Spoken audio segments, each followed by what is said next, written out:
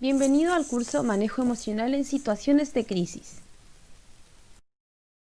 Hola, soy Estefanía Espinosa Vidal. Soy psicóloga sociolaboral y además consultora de mindfulness transpersonal. Voy a ser tu facilitadora a lo largo de este curso y te doy la más cordial de las bienvenidas. Espero que puedas aprender algunas cosas nuevas que te ayuden a tener un mejor manejo y contención de tus emociones cuando lo necesites, especialmente en momentos complejos. Si quieres buscar más ejercicios o algunos temas de reflexión, te dejo mis redes sociales en Instagram, LinkedIn y Facebook acá, colgados en esta lámina. El objetivo general de este curso es conocer y adquirir nuevas herramientas y estrategias que te permitan lograr una adecuada regulación emocional ante situaciones críticas, logrando identificar las fortalezas que poseemos para gestionar nuestro autocuidado. Algunos de los objetivos específicos son reconocer las emociones personales y las de los que nos rodean, comprender los comportamientos individuales, utilizar las emociones como aliadas para la consecución de objetivos y para poder mejorar las relaciones interpersonales, aprender a utilizar las emociones positivas o negativas de forma congruente con las reacciones y crear pensamientos que faciliten la actitud positiva y la automotivación. Al finalizar este curso esperamos que puedas sumar nuevas herramientas a tu vida que contribuyan a tu autocuidado. Así podrás enfrentar los momentos complejos y las crisis prestando atención a tus emociones y a todo lo que te sucede con una disposición más abierta, positiva y con mayor aceptación.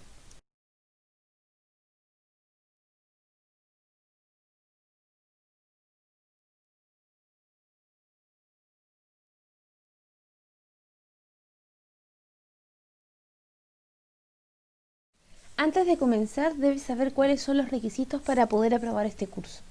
Este curso dura 10 días hábiles, sin embargo también tiene los fines de semana si es que quieres trabajar durante esos días. Por lo tanto, el día 1 vas a tener la bienvenida a tu curso, la orientación y el acceso a la plataforma. Entre el día 2 y 3 vas a poder realizar la prueba de diagnóstico. El día 5 vas a tener la primera actividad obligatoria. Lo mismo el día 8 la segunda actividad obligatoria y el día 10 vas a tener la prueba final.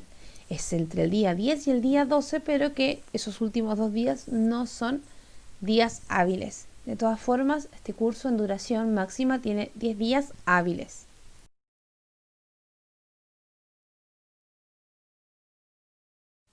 Dentro de los requisitos para aprobar el curso, es importante que sepas que vas a tener 2 evaluaciones obligatorias, el día 2 y el día 10. Vas a tener la calificación final, la cual se va a obtener por un promedio de las 2 actividades obligatorias, donde va a sumar un 40%, un 20% cada una, y una evaluación final que corresponde al 60%. Los criterios de aprobación son una nota igual o superior a 4.0 y la realización además de las 2 actividades que son obligatorias. Y antes de continuar con nuestro curso, te quiero proponer algo. Para poder incorporar nuevos conocimientos o prácticas es necesario prestar atención de forma consciente. Por lo mismo, si te es posible, te invito a dejar el teléfono en silencio y a dedicarle un tiempo, el que sea que tú establezcas a cada módulo. Lo que ya no hiciste, no lo hagas mientras estás en este curso y lo que hagas después, precisamente será después. Disfruta del aquí y el ahora. Módulo 1. Contexto, situación actual y crisis. Para comenzar este módulo, ¿cómo te sientes hoy? ¿Cómo estás aquí y ahora? Identifica en esta serie de emojis la que más se acerque a tu estado actual. Contexto actual. Crisis y situación de la emergencia sanitaria. Actualmente, como humanidad, planeta y país, estamos atravesando por un momento de crisis que afecta a más de una de las esferas de nuestras vidas. Es decir, todo nuestro sistema de vida cotidiano se ha visto traslapado y se ha visto tocado por esta situación actual pandémica. Como te decía, la pandemia del COVID-19 ha cambiado mucho la forma en que vives tu vida, ha traído incertidumbre, las rutinas diarias se han alterado, se suman presiones económicas además del aislamiento social que hace que todo sea aún más complejo. Por lo mismo, es posible que puedas estar experimentando más de un estado de ánimo, diversas sensaciones y también muchos pensamientos que no te dejan en paz. Bueno, tranquilo, tranquila. Es normal. Estamos atravesando un momento de crisis e incertidumbre y es posible que te puedas sentir confundida, confundido, errático, triste o de cualquier otra forma. Tal vez estás pasando por muchas preocupaciones al mismo tiempo, sin contar que existen aquellas relacionadas directamente a la salud, es decir, el temor a enfermarnos o que se enferme algún ser querido. ¿Cuánto irá a durar la pandemia? ¿Qué irá a pasar en el futuro? Son algunas de esas preguntas. El exceso, además del acceso a la información, los rumores y las noticias falsas pueden hacer que te sientas sin control y que no tengas claro qué hacer.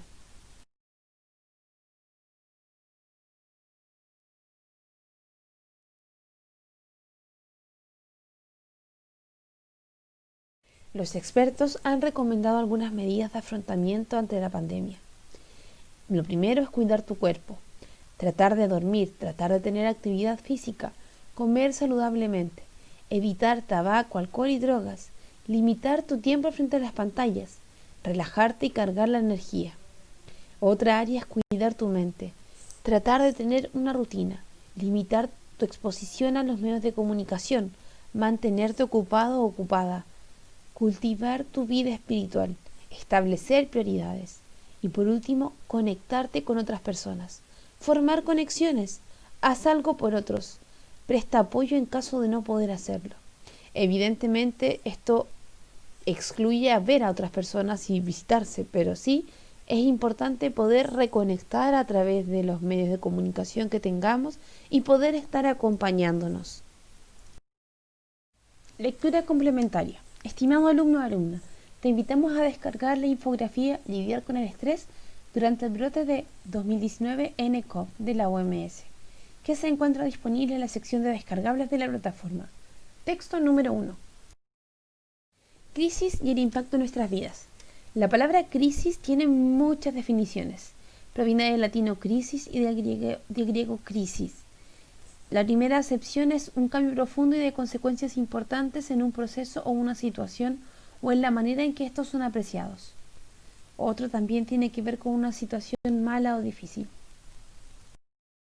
Y es que es importante recordar que a lo largo de nuestras vidas se producen crisis que interrumpen bruscamente el curso normal de nuestra propia historia.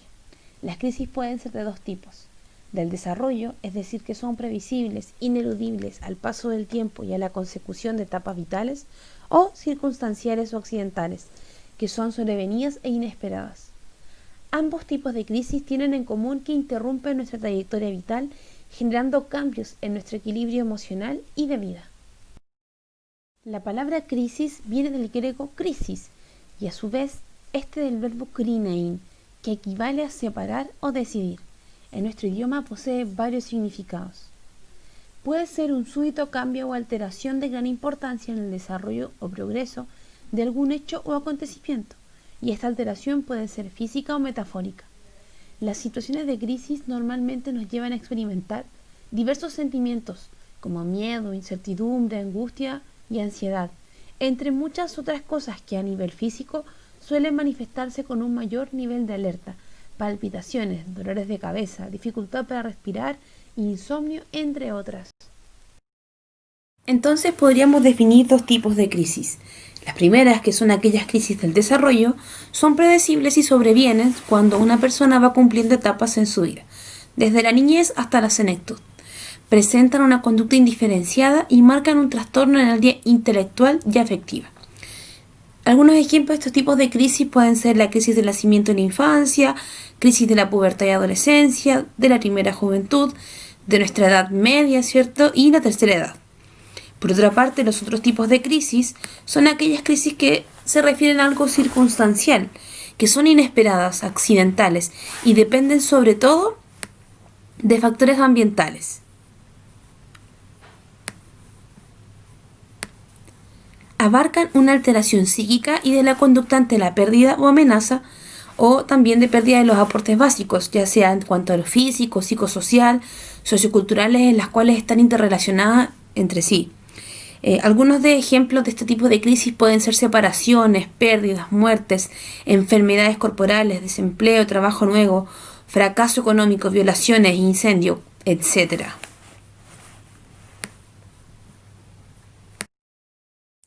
Y bueno, algunas características de las crisis circunstanciales son que son repentinas, es decir, aparecen de golpe. Son inesperadas, no se pueden anticipar. Son urgentes, pues amenazan el bienestar físico o psicológico. Son masivas. Muchas crisis circunstanciales afectan a muchas personas al mismo tiempo. Por ejemplo, desastres naturales, pandemias, etcétera. Y además traen peligro y oportunidad. La crisis puede desembocar en un mejoramiento o en un empeoramiento de la situación de la persona inicial. Cabe mencionar acá y preguntarse, bueno, ¿se parece un poco, verdad, a la realidad que tenemos actualmente? Cualquier parecido con la realidad es mera coincidencia. Las causas de las crisis son alusivas al evento que precipita la crisis, al tipo de crisis y a la funcionalidad de las estrategias de afrontamiento desarrolladas por las personas. Tienen que ver con la historia personal, nuestra escala de valores, el manejo de la pérdida y la frustración y la homeostasis física, psíquica y social. La forma en la que superamos las crisis dependen del restablecimiento saludable del equilibrio emocional y de que seamos capaces de continuar la vida satisfactoriamente. Por el contrario, se puede producir un deterioro que no nos permita avanzar y nos quedemos estancados en este momento crítico en la vida y que a partir de aquí nuestra vida gira en torno a este suceso sin conseguir progresar. Por lo mismo, se vuelve de suma importancia aceptar que seguramente las cosas no funcionarán de la manera en que esperamos. Lo más útil es intentar no resistirnos a cómo están ocurriendo las cosas, ya que las crisis generalmente conllevan cambios ante los cuales no estamos acostumbrados, ya que entre más resistimos una situación, más persistirá nuestro descontento y más persistirá aquello que nos molesta. Las fases de las crisis son las siguientes. La primera, el desorden, donde nos vamos a referir a las reacciones iniciales en el impacto del suceso. La segunda, la negación, que puede acompañarse de un entorpecimiento emocional, en no pensar en lo que pasó o la planeación de actividades como si nada hubiese pasado. La tercera fase es la intrusión, donde se incluye la abundancia involuntaria de ideas de dolor por los sentimientos acerca del suceso, sea una pérdida o alguna otra tragedia, pesadillas recurrentes u otras preocupaciones e imágenes de lo que ha pasado son características de esta etapa. La cuarta etapa es la translaboración, donde se expresan, identifican y divulgan pensamientos, sentimientos e imágenes de la experiencia de crisis. Y por último, la terminación. Es cuando el suceso ha sido enfrentado, los sentimientos y pensamientos se han identificado y se han expresado. La organización ha sido consumada o iniciada. Es importante también saber que existen factores de riesgos asociados a las crisis. Uno de ellos es el medio ambiente, donde podemos encontrarnos con problemas socioeconómicos por las situaciones financieras, las presencias de violencia y maltrato familiar y social, la disfuncionalidad familiar, la ausencia de redes y de apoyo social. Otro factor tiene que ver con el factor de atención o el evento precipitante, es decir, el impacto del evento y el grado de amenaza percibida sobre el bienestar físico, psicológico, social y o de proyecto de vida. Las variables propias de las personas, ya sea su edad, su ciclo vital, su género, experiencias de crisis anteriores, estrategias de afrontamiento inadecuada, distorsiones cognitivas, valores y sistemas de creencias, control sobre las decisiones, capacidad de reorganización y restricciones concomitantes, el consumo de drogas psicoactivas y también el estado de salud física y mental. El cómo vivimos las situaciones críticas y cómo las integramos en nuestras vidas para continuarla de la forma más satisfactoria posible se va a ver afectada por diversas variables, ya sea por variables personales, familiares, sociales, del propio hecho en sí mismo, o también según las consecuencias que van a ejercer en la influencia para determinar las reacciones que se produzcan ante una crisis y nuestra recuperación.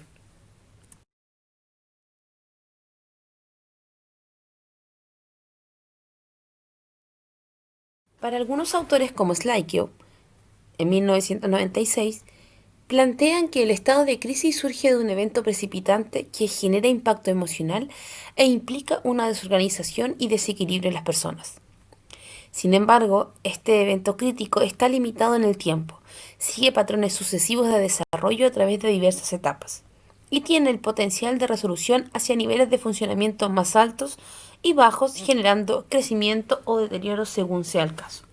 Los principales aspectos del estado de crisis son la confusión de sentimientos, pensamientos o conductas, la incapacidad para manejar situaciones nuevas, distorsiones cognitivas, es decir, la forma en la que estamos pensando asociadas al suceso traumático, pérdidas transitorias de las expectativas de vida, fracaso en la solución de problemas para salir adelante, desequilibrio emocional y trastorno emocional.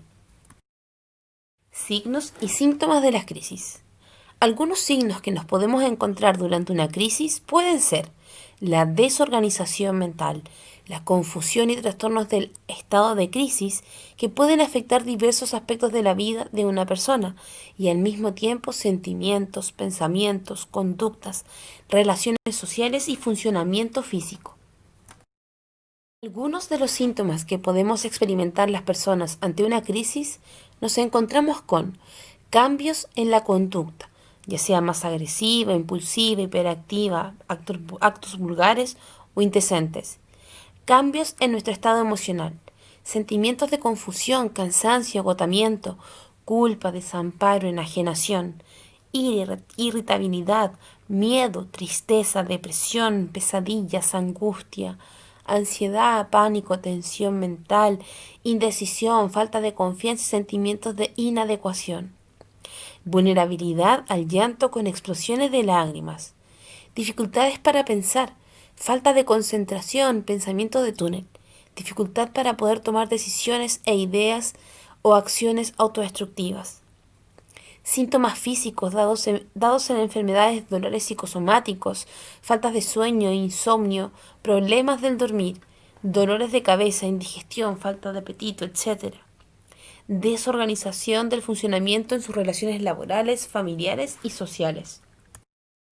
Ante una crisis existen ciertas reacciones que son habituales, ya que las crisis responden a eventos que son peligrosos y casi siempre son vividas desde lo doloroso. Las personas tendemos a movilizar nuestras reacciones que son muy poderosas y que ayudan a aliviar el malestar y a recuperar el equilibrio que existía antes del inicio de la crisis. Si esto pasa, las crisis pueden superarse y además aprendemos a emplear nuevas estrategias adaptativas que pueden ser útiles en el futuro. Es así como podemos considerar una crisis también como una oportunidad en la cual vamos a volvernos más fuertes y vamos a lograr también haber aprendido cosas que en la vida, en el futuro, nos van a servir ante una situación igual de crítica o compleja.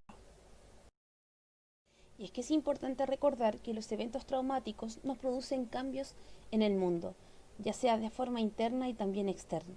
En cuanto al mundo externo, cambiará y será percibido de una forma extraña, tal vez sin significado, sin sentido, un lugar amenazante, incierto, confuso e incluso hasta violento. En nuestro mundo interno se podría modificar nuestro modo subjetivo de ver las cosas. No vamos a articular bien el proceso de percepción, identificación y memoria. Por lo tanto, cabe acá recalcar que es muy importante saber que todos vivenciamos las crisis de formas distintas y por lo mismo sabemos que van a afectarnos de maneras distintas en todos los aspectos de nuestras vidas, ya sea nuestro mundo interno o nuestro mundo externo. Estimado alumno o alumna, te invitamos a descargar la infografía Memoria Traumática, estrategias de afrontamiento adaptativas e inadaptativas, que se encuentra disponible en la sección de descargables de la plataforma. Texto número 2.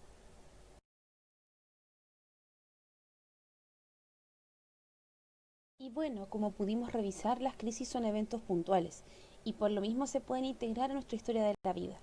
Sin embargo, no todas las personas las vivencian de la misma forma, por lo que habrán algunas a las que estas circunstancias les pueden generar cuadros relacionados con estrés. Por esta razón, revisaremos qué nos ocurre cuando nos estresamos. Estimada o estimado alumno o alumna, te invitamos a revisar el video que está en la sección de descargables, cómo aprovechar las crisis personales para vivir mejor, de Terry McLean. El estrés, causas y sus consecuencias.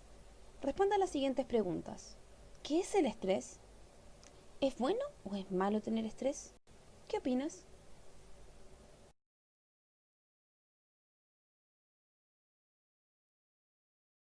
Bueno, antes que todo te quiero recordar que el estrés es una respuesta humana, natural, y que ocurre frente a exigencias o imprevistos, ya sean estos gratos o dolorosos. Constituye una señal de alarma frente a los peligros o situaciones nuevas, y además es la clave de nuestra adaptación al medio.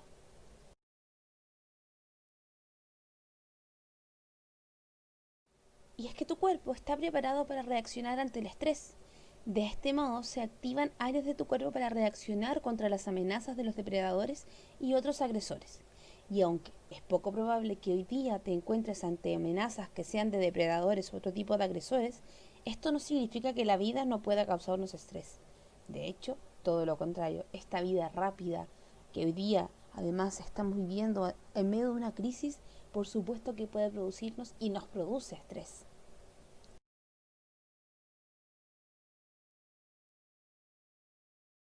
Y es que es muy importante saber que esta reacción es natural.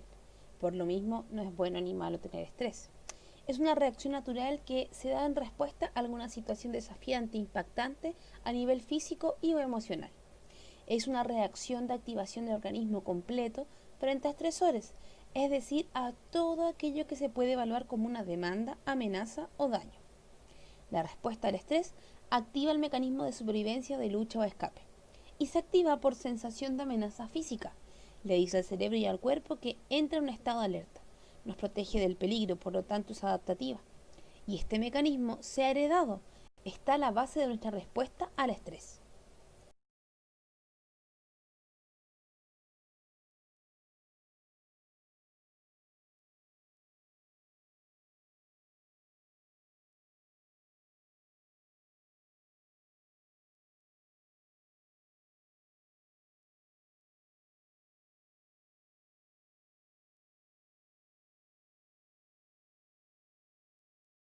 Respuesta biológica natural ante el estrés. Vamos a poner el siguiente ejemplo. Vas caminando por la calle muy tranquilamente, en otro momento de la vida, obviamente no hoy, y de pronto un perro grande aparece y te ladra, asustándote mucho. ¿Qué crees tú que sucede en tu cuerpo? Bueno, lo primero que ocurre es que tu hipotálamo, una pequeña región en la base de tu cerebro, activa un sistema de alarma en tu cuerpo. Una serie de señales nerviosas y hormonales le da la señal a las glándulas suprarrenales a liberar una gran cantidad de hormonas, entre las que nos encontramos la adrenalina y el cortisol. La adrenalina aumenta la frecuencia cardíaca, elevando la presión arterial y aumentando los suministros de energía. Y por otra parte, el cortisol reduce las funciones que serían no esenciales o perjudiciales en una situación de lucha o huida. Altera las respuestas del sistema inmunitario y suprime el sistema digestivo, el sistema reproductor y los procesos de crecimiento. Y es que el estrés tiene un importante componente psicológico, ya que la respuesta del organismo depende de la percepción individual y de los recursos que subjetivamente están disponibles para enfrentar la situación. Hay ocasiones en que nos estresamos no solo por situaciones concretas, sino que también por lo que imaginamos sobre ellas. Por eso las personas que tienden a imaginar escenarios en los que no lograrán sus objetivos o sus metas, se encuentran con muchas dificultades para poder conseguirlos, estresándose más. Bueno, y entonces, ¿por qué se produce el estrés? El estrés puede producirse por eventos agradables o desagradables para la persona que los vivencia. Recuerda que dijimos recién que cada persona lo vivencia desde su punto de vista y a su manera. Sin embargo, cada persona le da un significado y vivencia a las cosas de forma distinta. Lo común a todas las situaciones estresantes es que la persona siente que carece de respuestas adecuadas para poder manejarlas o controlarlas y empieza a sentir desagrado por no poder hacer nada al respecto. Algunas causas que provocan el estrés pueden ser cambios en nuestra rutina, cambios que llegan de pronto, el estrés invisible del día a día, el estrés que también nos autoimponemos respecto a cómo queremos hacer las cosas y las expectativas que tenemos sobre nosotros, y por último los factores del ambiente. Hoy, por ejemplo, estamos vivenciando una situación particularmente estresante que está referida y ligada a una crisis mundial y pandemia. Entonces, ¿por qué reaccionamos de la manera en que lo hacemos?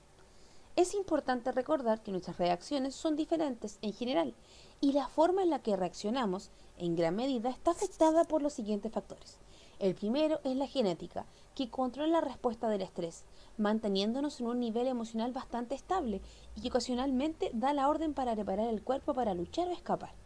Y por otra parte están nuestras experiencias de vida, las que en el fondo hacen que las reacciones más fuertes al estrés a veces se puedan atribuir a eventos traumáticos ocurridos en el pasado, es decir, a nuestro aprendizaje y a la historia que hemos construido en nuestra vida.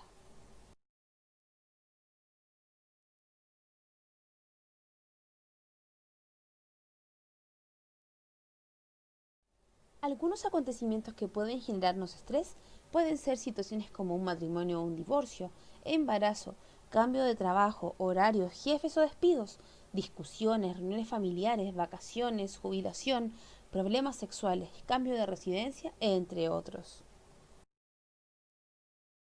Y es que existen algunos tipos de estrés. El estrés puede ser positivo para poder activar el cuerpo, la mente y la energía de las personas poniéndonos en acción, pero también puede ser negativo, por lo que la persona puede gastar todos sus recursos en tratar de sobrellevar las situaciones que puedan ser potencialmente estresantes. Entonces hablaremos de estos dos tipos de estrés, el cual este estrés positivo se va a llamar eustrés y es la capacidad individual de poder movilizar nuestros recursos. De esta manera podemos adaptarnos de forma más rápida y adecuada ante cualquier tipo de situación. Por otra parte está el estrés negativo o distrés. Y cuando el estrés negativo se prolonga por mucho tiempo, los recursos del organismo se van agotando y la persona puede desarrollar formas perjudiciales o negativas ante el estrés, convirtiéndose entonces en una limitante, generando que la persona no pueda adaptarse ante las situaciones que le toque vivir. Y aquí te presento las fases del estrés definidas por Hans Selye en 1950. La primera fase es la fase de alarma. Es la reacción inicial, una movilización de las defensas. La siguiente es la fase de resistencia. Si el estresor continúa por mucho tiempo, el cuerpo no puede mantener la misma respuesta, produciendo entonces agotamiento. Y aquí es donde entra la fase de agotamiento, donde los síntomas de la reacción del alarma reaparecen y pueden conducir a graves riesgos para la salud, inclusive la muerte. Por último, nos encontramos con la cronificación, donde el cuerpo queda en un constante estado de agotamiento.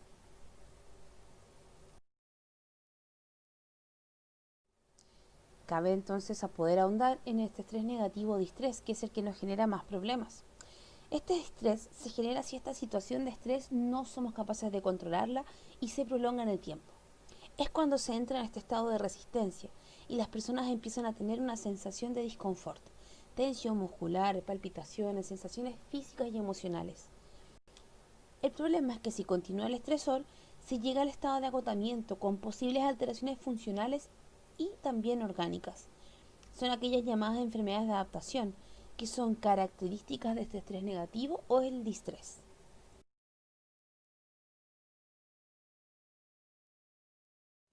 Otro tipo de clasificación del estrés puede ser el siguiente, donde hablamos de un estrés general, donde si lo pensamos todos alguna vez nos hemos enfrentado a este tipo de estrés en alguna ocasión. Se resuelve rápidamente y no son necesarias las intervenciones. Otro tipo de estrés es el estrés acumulativo, el cual se acumula en el organismo. Los síntomas son más difíciles de aliviar. Pueden aparecer síntomas físicos ya más serios y están acompañados de una sensación de angustia. Otro tipo de estrés es el estrés traumático o agudo, que se genera debido a incidentes críticos que producen una disrupción a nivel psicológico y además existen reacciones normales ante un evento que es excepcional, o sea que ocurre de repente. Y por último, encontramos el estrés postraumático, el cual se produce por un trauma psicológico, donde en el fondo se genera por un incidente crítico que no ha sido resuelto y genera cambios que perduran en el tiempo. Síntomas y efectos del estrés. Los síntomas del estrés pueden afectar tu cuerpo, tus pensamientos y tus sentimientos, además de tu comportamiento. Una buena forma de afrontar el estrés es a través de reconocer los síntomas más comunes para poder regularte de la mejor manera. Cuando no somos capaces de controlar el estrés, este puede desencadenar muchos problemas de salud, como por ejemplo presión arterial alta, enfermedades cardíacas, obesidad, diabetes. Aquí te dejamos una infografía de cómo el estrés afecta a nuestro cuerpo, qué tipo de sensaciones y síntomas podemos encontrar. Algunos síntomas del estrés a nivel cognitivo subjetivo pueden ser la preocupación, el temor, la inseguridad, la dificultad para poder decidir algo, miedo, pensamientos negativos sobre uno mismo, pensamientos negativos sobre nuestra actuación ante otros, temor a que se den cuenta de nuestras dificultades, temor a la pérdida del control, dificultades para pensar, estudiar o concentrarse y evitar situaciones temidas. A nivel motor encontramos síntomas como evitar las situaciones que son temidas, fumar, comer o beber en exceso, intranquilidad motora, movimientos repetitivos como rascarse, tocarse, etcétera, tartamudear, llorar o quedarse paralizado. Otros síntomas, por ejemplo, a nivel fisiológico son la sudoración, la tensión muscular, las palpitaciones, la taquicardia, los temblores, molestias en tu estómago, otras molestias gástricas como por ejemplo diarreas, dificultades respiratorias, sequedad de boca, dificultades para poder tragar, dolores de cabeza, mareos, náuseas, molestias en el estómago o tiritar. Y en cuanto a otros síntomas, podemos encontrar irritabilidad, enfado, falta de concentración, pesimismo, depresión, llorar, accidentes, mala comunicación, bajos niveles de productividad y creatividad, además del agotamiento físico.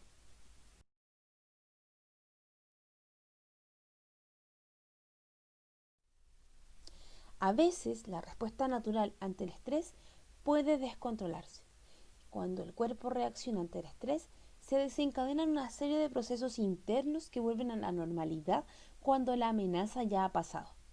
Sin embargo, hay veces en que los niveles de adrenalina y cortisol, la frecuencia cardíaca y la presión arterial vuelven a los niveles iniciales y otros síntomas reanudan sus actividades regulares. Pero cuando los estresores están continuamente presentes y te sientes constantemente estresado o estresada, con la alarma de pelear o huir encendida, el sistema se mantiene activado constantemente, sobreexponiéndose al cortisol y a otras hormonas, interrumpiendo casi todos los procesos del cuerpo, aumentando así el riesgo de poder padecer alguna patología o trastorno. Por ejemplo, ansiedad, depresión, problemas digestivos, dolores de cabeza, problemas al corazón, problemas de sueño, aumento de peso, además de deterioro de la memoria y la concentración. Algunos efectos comunes del estrés en tu cuerpo, por ejemplo, pueden ser dolor de cabeza, tensión o dolor muscular, dolor en el pecho, fatiga, cambio en tu deseo sexual, malestar estomacal, problemas de sueño. En cuanto a tu estado de ánimo, puedes encontrarte atravesando estados de ansiedad, de inquietud, falta de motivación o enfoque, sentirte abrumado o abrumada, irritabilidad o que te enojes muy fácilmente, tristeza o depresión. Y en cuanto a tu comportamiento, podemos encontrar consumo de comida en exceso o por debajo de lo normal, arrebatos de ira, drogadicción o alcoholismo, consumo de tabaco, aislamiento social y prácticas de ejercicios con menos frecuencia. Otras consecuencias del estrés pueden ser la predisposición a contraer enfermedades, la alteración de nuestras relaciones personales y nuestra disminución de capacidad laboral.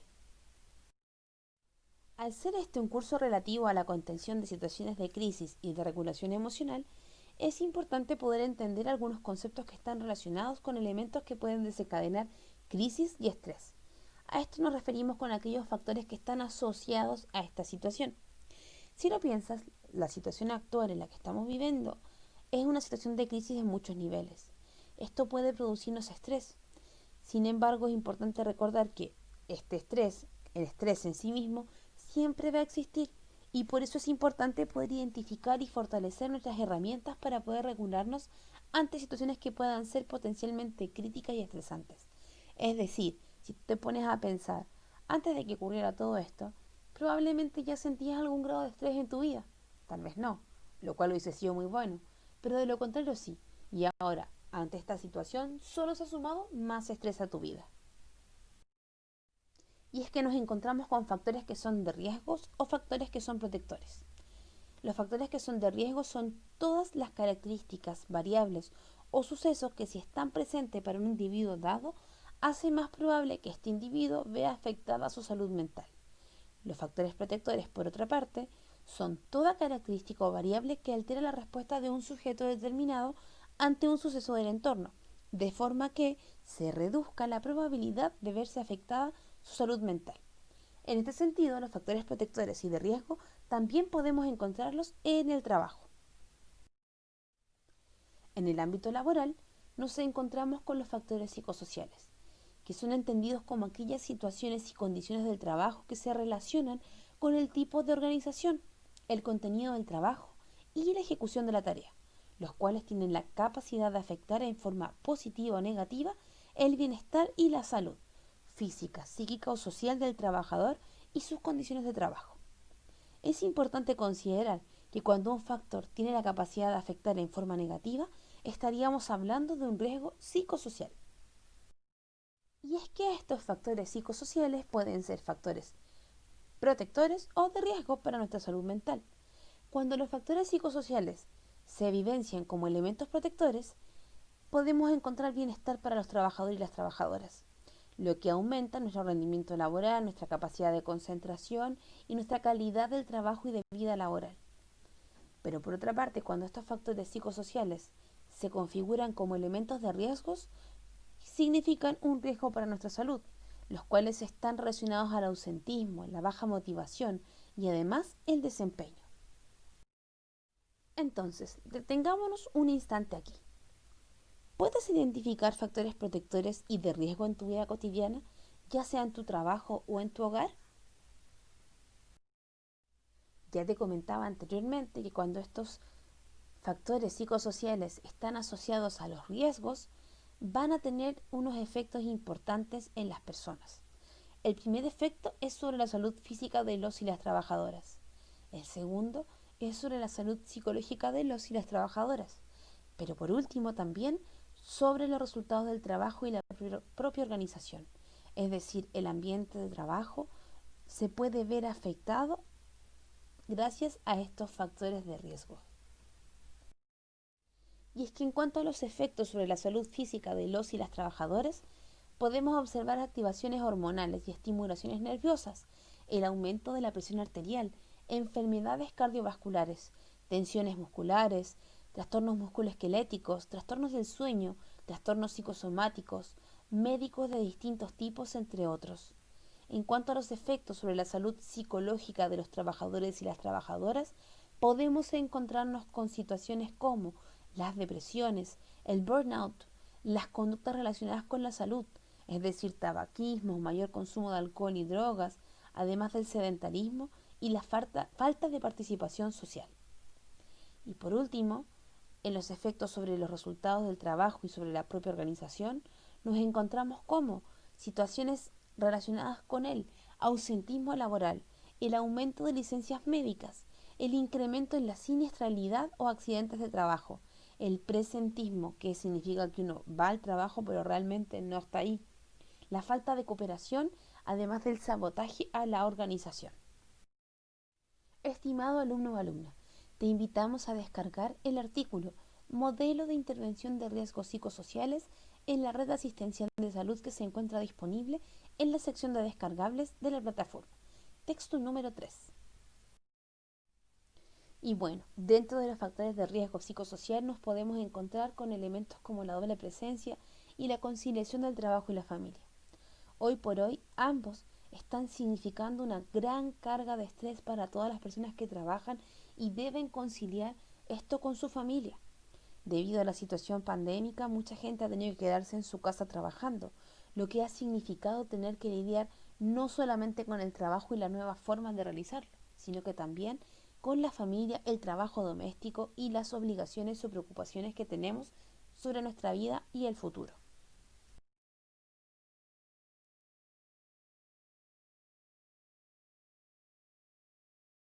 Y es que la doble presencia está asociada tradicionalmente al género femenino y tiene la necesidad de responder a las demandas del espacio de trabajo doméstico familiar, además de las demandas del trabajo asalariado. Recae generalmente sobre una sola persona y en este caso es la mujer. Esto representa un riesgo para la salud, ya que las mujeres que se dedican a las labores de cuidado remunerado enfrentan además más dificultades para cuidar a los suyos y tienen que balancear con más frecuencia el cuidado con otras responsabilidades familiares y laborales en comparación con los hombres que son cuidadores. En esta lámina te presentamos la realidad de Chile en cuanto a la conciliación de vida familiar y laboral. La fuente de estos gráficos es de la encuesta de calidad de vida realizada entre el año 2015 y 2016 por el Ministerio de Salud. Estos gráficos nos traen acá en porcentaje la respuesta por sexo respecto al trabajo de la conciliación de la vida familiar y laboral. Ante la pregunta, cuando usted no está en su casa, ¿las tareas domésticas se quedan sin hacer? Observamos que la respuesta de los hombres encuestados, el 72,6% dice que esto nunca ha ocurrido versus un 10,3%. En cuanto a las mujeres encuestadas, observamos que un 28% dice que siempre o casi siempre las cosas se quedan sin hacer, sumado a que a veces aparece un 35%. En cuanto a la pregunta, cuando usted está en el trabajo, ¿piensa en las tareas domésticas y familiares? Tan solo un 13,1% de los hombres encuestados contesta que casi siempre o siempre. Sin embargo, un 63,7% nunca. Por otra parte, en cuanto a la población de mujeres que fue entrevistada, contesta lo siguiente. Un 31,2% plantea que siempre o casi siempre piensan en las tareas domésticas y familiares, además de un 40,8% de a veces. Y ante la pregunta, ¿hay situaciones en las que usted necesitaría estar en el trabajo y en la casa al mismo tiempo? El 12,2% de los hombres encuestados responde que siempre o casi siempre, versus un 53,6% de que nunca. Por otra parte, las mujeres encuestadas plantean un 27,3% en cuanto a que siempre o casi siempre debiesen estar en ambas partes, además del 47,8% de a veces. Si uno suma los porcentajes en cada una de estas preguntas, nos encontramos con que más del 50% de las mujeres sienten que tienen que estar pendientes de las cosas de su hogar, además del trabajo. Lo que nos dice que en realidad estamos bastante atrasados en cuanto a conciliar el trabajo y la familia, entendiéndolo como una labor que se co-construye y se co-realiza con la pareja o con la otra persona que podamos compartir las labores del hogar en el caso de que eso sea así. Vemos también en esta lámina y en este gráfico que la situación de la conciliación trabajo-familia por género es indistinta al nivel de ingreso que se tenga. Tiene que ver ante la pregunta, ¿cuán a menudo se enfrenta a la siguiente situación a hombres y mujeres? Cuando usted no está en la casa, las tareas domésticas se quedan sin hacer, podemos observar que en los estratos donde los ingresos familiares son menores de 133.600 pesos, el 51,8% de las mujeres responden que positivamente esta situación ocurre y se quedan las tareas sin hacer. Incluso en aquel estrato económico donde vemos que la ganancia es de 851.000 pesos y más, el 12% de las mujeres plantean que efectivamente las tareas de la casa se quedan sin hacer, versus el 2,4% de los hombres. Este gráfico tiene la fuente la ENEDS del año 2009 y 2010. Estimado alumno o alumna, te invitamos a revisar los videos que están en la sección de descargables para que puedas complementar la revisión de estos conceptos de conciliación, trabajo y familia, además de la doble presencia. Presta atención a los siguientes videos que son relativos a este tema que estamos conversando. Uno es un anuncio de conciliación de vida familiar y laboral, y la otra es un video relativo a que cuando somos capaces de conciliar y cuando nuestras familias suman tiempo, ganamos todos, por una conciliación real. Me gustaría que pensaras si te ha pasado algo así alguna vez o tal vez lo has visto. ¿Qué te sucede cuando los ves? Te invito a revisar estos videos.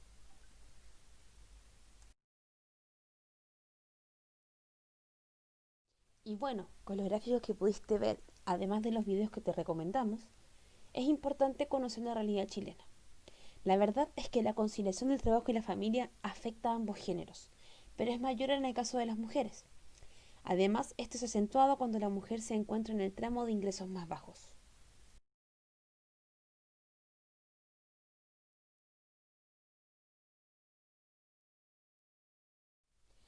Es muy importante entender que el conflicto entre el trabajo y la vida familiar es una problemática social, además de ser un desafío importante para la salud pública. En general, los desbalances de esta esfera producen problemáticas en cuanto a la salud mental y la calidad de vida de los trabajadores y las trabajadoras. Existen repercusiones que son sanitarias importantes, es decir, la estadística de enfermedades comunes y de enfermedades laborales. Las enfermedades de salud mental están dentro de las primeras causas de ausentismo de las organizaciones. Incorporar las relaciones de fraternidad, los vínculos de consanguinidad, de relaciones afectivas y significados que la distinguen de otros, así como también las condiciones que son necesarias para la adaptación en la sociedad. Dentro de este sistema existe un proceso de apoyo constante a los procesos de individuación de sus integrantes, lo que contribuye a la formación de la identidad y a la autonomía personal, creyendo que la verdad, esta problemática es de cada uno y no la compartimos con nadie más.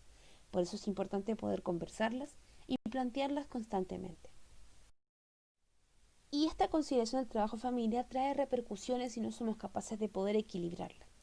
Repercusiones en cuanto a los trabajadores y las trabajadoras es que la falta de la conciliación del trabajo y la familia puede devenir en una fuente de estrés, ya que deben equilibrar los tiempos para poder dedicarlos a las actividades de la esfera privada con actividades además de la esfera laboral.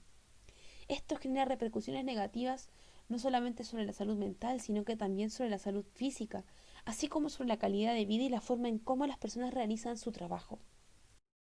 La conciliación del trabajo y la familia trae también repercusiones sobre la vida familiar, como por ejemplo el trabajo, como por ejemplo la fatiga, la pérdida del sentimiento de la situación, la culpabilidad, las relaciones que son familiarmente tensas, los sentimientos de pertenencia con el trabajo comprometido, la reducción de las posibilidades de promoción y la obligación incluso de dejar el empleo, entre otras.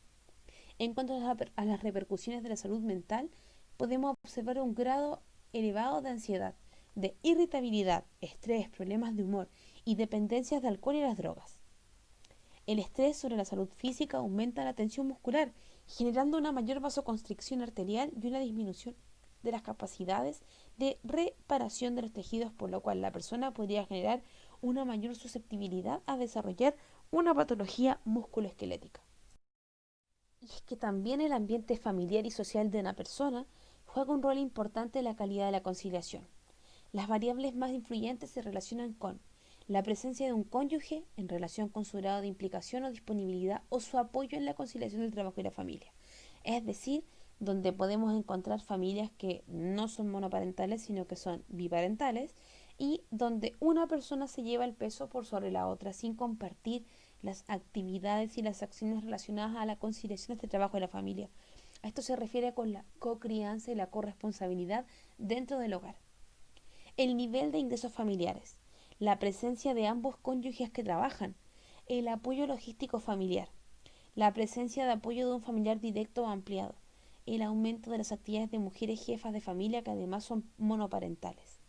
Si te fijas muy bien, la conciliación del trabajo y la familia requiere de poder trabajar estos conceptos de corresponsabilidad en el hogar, que no solamente afectan incluso a la pareja si es que lo hay, sino que también afecta a los hijos y a las hijas, en cuanto a las responsabilidades que pueden tener y cómo pueden contribuir a que la casa o en el fondo el hogar funcione de la mejor manera. Es responsabilidad de todos poder ayudar a conciliar esto, sobre todo cuando la persona que es jefe o jefa de hogar está trabajando. La verdad es que el trabajo idealmente debiese poder equilibrarse, el trabajo en la familia, ¿cierto? El trabajo en cuanto a lo familiar, debiese poder equilibrarse para poder quitarle este peso estresor a la vida. Y es que además, hoy en día, en plena pandemia, podemos observar cómo han cambiado nuestras prácticas cotidianas. De pronto nuestros hijos o nuestras hijas están ayudando en el hogar o necesitamos su ayuda más que antes debido a que estamos trabajando y al mismo tiempo realizando labores en el hogar.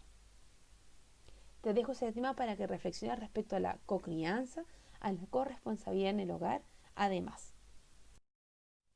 Y bueno, ahora que manejas algunos conceptos relacionados con los riesgos psicosociales asociados al trabajo, es momento de que incluyamos uno que tal vez puede resultar más o menos nuevo en esta situación de crisis sanitaria.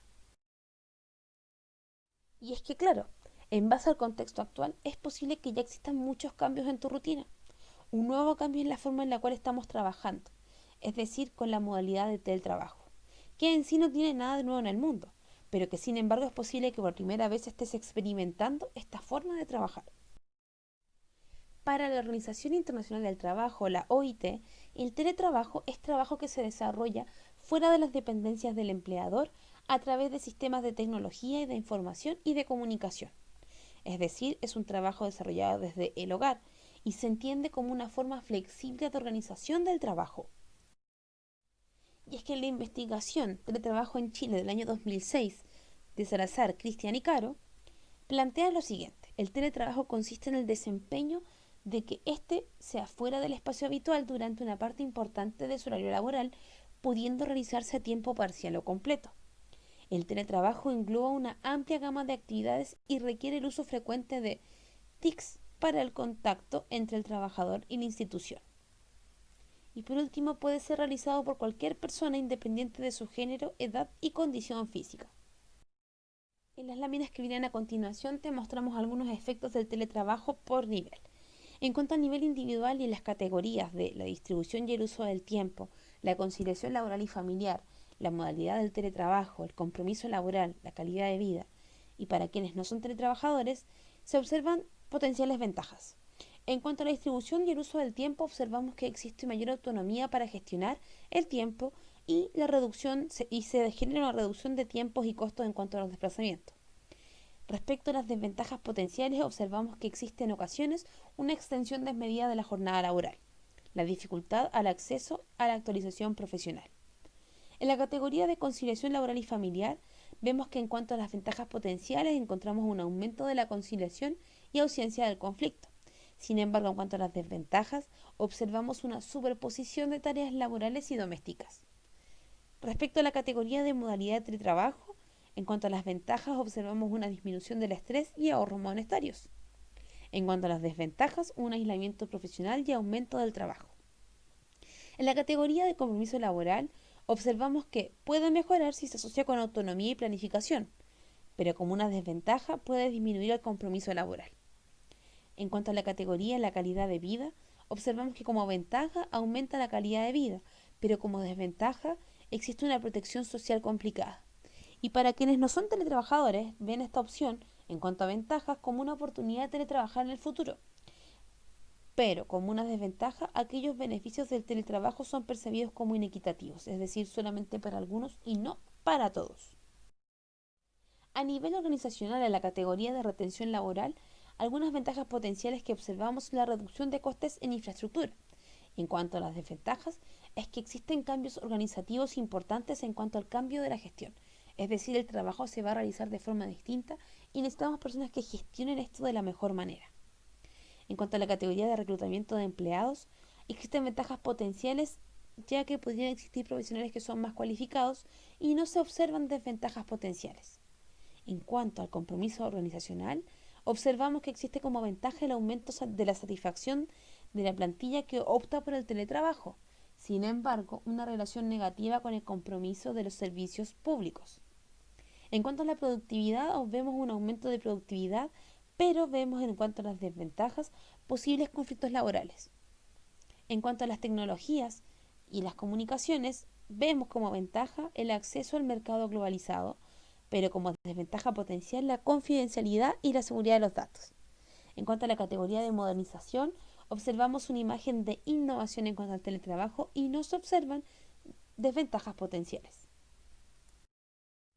A nivel social, las categorías que podemos observar son aquellas como la descentralización, el tráfico y la contaminación. En cuanto a la descentralización, vemos oportunidades laborales para grupos desfavorecidos, por ejemplo, mujeres con cargas familiares, personas con discapacidad, población rural, promoción a zonas deprimidas, rurales o desindustrializadas.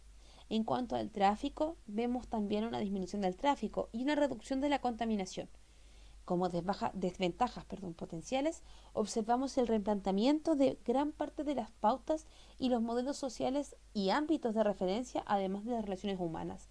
Es decir, observaríamos una reestructuración en la forma en la cual vamos realizando y nos relacionamos con el trabajo. Y es que vale destacar que el teletrabajo es una modalidad de trabajo y que en tanto puede tener tanto beneficios como perjuicios para el trabajador o las trabajadoras, dependiendo de factores tales como la edad, el género, las características personales, la relación con las jefaturas, las características personales, el grado de autonomía que puede tener, la flexibilidad horaria, las características del lugar donde se desarrolla, la calidad de las tecnologías y la comunicación que se tenga a disposición, el grado de manejo que se tenga de estas, la conectividad a la que se tenga acceso y el tipo de contrato que se tenga. Esto podemos observarlo en el estudio de Lampert y Poblete del año 2018, donde están los efectos positivos y negativos del teletrabajo sobre la salud. Por lo mismo, el teletrabajo puede resultar positivo cuando somos capaces de planificarnos y automotivarnos, ya que además podemos volvernos más eficaces y a mayor eficacia gestionaremos de mejor forma la interferencia familiar y finalmente podemos tener mayor productividad. Sin embargo, al mismo tiempo existe cierto riesgo de perder los límites del trabajo y la vida personal y familiar, debido a las largas horas de trabajo y la mezcla de tareas al mismo tiempo, lo que puede ir generando conflicto en ambos ámbitos, es decir, lo que veíamos anteriormente, la conciliación del trabajo y la familia. Estimado alumno o alumna, te invitamos a descargar los siguientes textos: Infografía del Home Office Check, el texto número 3, y Efectos positivos y negativos del teletrabajo sobre la salud de Lampert y Poblete. Ambos textos se encuentran disponibles en la sección de descargables de la plataforma. Y como reflexión final, podemos decir entonces que las crisis pueden producirnos muchas respuestas, emociones, sensaciones corporales y pensamientos. Sin embargo, no siempre tomamos en cuenta todas estas señales. Para finalizar este módulo, reflexiona al respecto. ¿Cómo nos relacionamos con estos elementos nombrados anteriormente? Es decir, nuestras emociones, las sensaciones corporales, nuestros pensamientos. ¿Qué factores protectores puedes identificar hoy en tu vida?